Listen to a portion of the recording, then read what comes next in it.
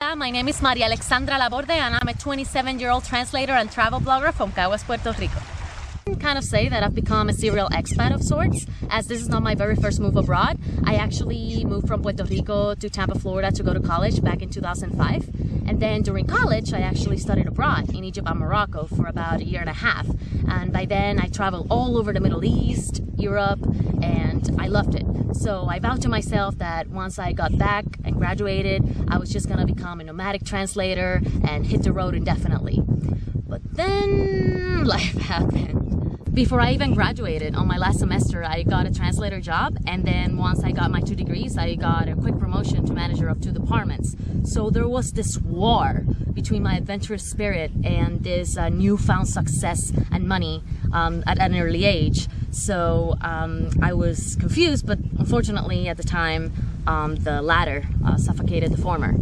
Things changed very quickly in early 2013 though, as I suffered of an on-the-job injury and had to move back to my parents in Puerto Rico because I lost my job.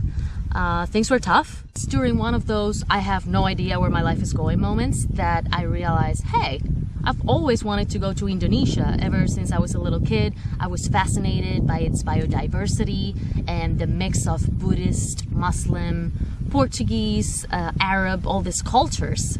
So I then went through my files and I remember, hey, there's actually a full-ride scholarship that would allow me to study in country, all expenses paid, their Bahasa Indonesia language, and also their culture. So I'm like, wow, let's apply.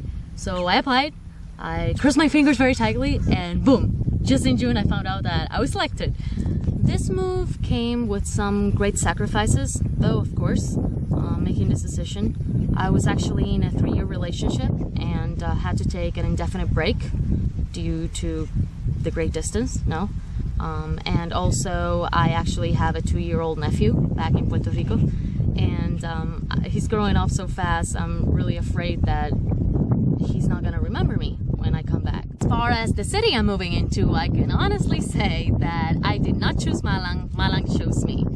It was nowhere in my application for the scholarship. However, the committee felt that since one of my goals was to delve deeper into the culture, that Malang, that town, actually fit the bill.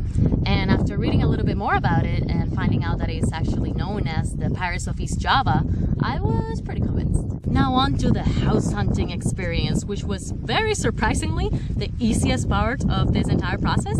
Right after I got the scholarship notification, I went on the interwebs and searched in Indonesian language for boarding houses in Malang.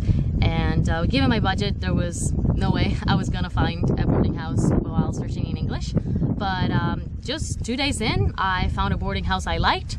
I haggled the price down in Indonesian via email and finalized everything through Skype, put my deposit in, and that was that.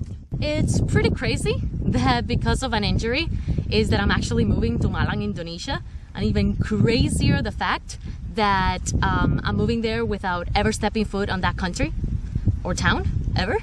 But that seems to be my life and my motto.